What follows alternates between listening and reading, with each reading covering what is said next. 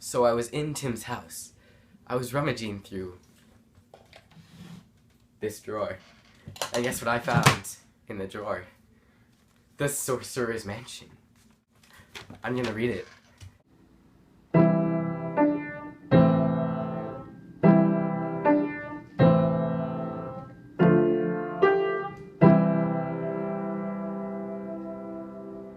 Scarlet, an attractive blonde-haired girl of 17. Wait, no, I can't. Okay. Scarlet, an attractive blonde. I am not gonna get through the story. Scarlet, an attractive blonde-haired girl of 17, walked down the tree-lined path with a basket of food.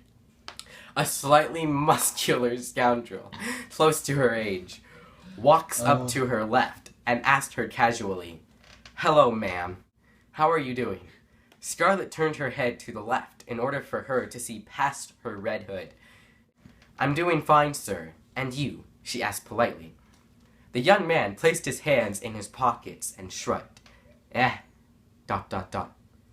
His right hand then leaped out of his pocket and pointed to the basket. "Now what do you have there?" Walking a little closer to her than he had before. Scarlet looked straight ahead. "Just some vegetables and a bread I bought at the market." "Oh, wow." "Oh, wow," the young scoundrel said with a hint of sarcasm. "Hey," he tapped her on the shoulder, "would you like to do something fun?" "I'm sorry," she inquired, as she moved some of her blonde hair behind her ear. There's 3 pages of this. The scoundrel twiddled his fingers together. "I can already tell from the past few seconds of talking with you, you're basically a normal, boring person." Scarlet stopped walking, as if she was processing this boy's insult. She turned and faced him as to defend herself, but before she began, the boy put 2 fingers to her mouth, as if to silence her, and continued. "You're doing the same thing you've always done. You wake up, you do chores, you walk to the village to pick up food. And what kind of food?" He rolled his eyes and said slyly and dryly, "Vegetables and bread." He frowned as if he was disgusted. A non-boring person would have bought meat and cake. Well, pardon me for making healthy choices, lousing all of her previous politeness. It's losing. It says lousing. There was a correction. I'm not reading the corrected version. Listen, all I'm saying is there's so much more out there. Thousands pleasures, luxuries that will make your heart skip a beat. He gave a charming smile, then held out his hand. "Hold my hand to signify that you accept my invitation." I happen to love my life. She looked at his veiny hand as if she was disgusted. He said cockily. "That's not what you told your friend yesterday. You said your father was overconstricted and old-fashioned." Scarlet raised her eyebrow, stunned that he knew this fact. The blackguard continued. "And you could always come after you've had enough. Come on, my treat." He gestured to his hand. Scarlet sighed, lifted one eyebrow to illustrate to him that she was still skeptic.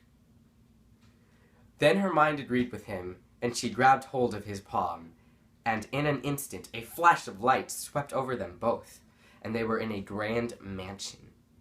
In the center of the room there was a table with a roasted turkey, fish, mashed potatoes, fruit, trays of chocolate, and other delicacies. Scarlet was dumbstruck. She scanned the entire area. The giant mansion had a Victorian-style design with a huge sparkling chandelier in the center. "Welcome," yelled an elderly bearded gentleman standing next to the table. "Henry, my dear lad, you've brought You've brought guest." "You brought guest?" "Yes, sir. 2 words, Tim." He smiled. The well-dressed gentleman made eye contact with the 17-year-old girl. "My dear madame, what's your name?" the elderly man asked while fiddling his fingers behind his back. "Scarlet," she said, flabbergasted by the magnificent house. "Ah, Scarlet. Lovely name. It even matches your little red hood."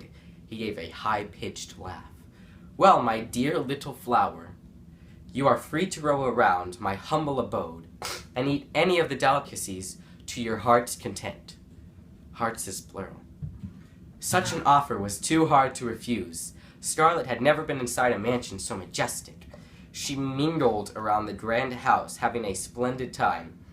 She read the books that her constricting father wouldn't have allowed into his house, along with delicacies that only the wealthiest people in her village could afford. It felt like only a couple of hours went by, but in actuality, it was days. There had always seemed to be a new wing to explore, a new book in the library. Until a month later, she found something odd stitched to the inside of her red hood. She couldn't quite make it out, so she held it up to the light. "Get out. Your time is almost up." Sadly, Scarlet brushed off this warning, and 6 days later, her time had ran out, and the beautiful mansion morphed into a dark prison. Scarlet was held prisoner.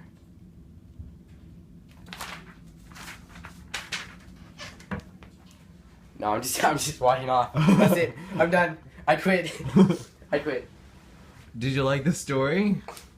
No. It was a horrible story. Oh, jeez. It's like, from a scale of 1 to 10, 10 being your favorite book, 1 being your least favorite book, what would you rate this story? A -2.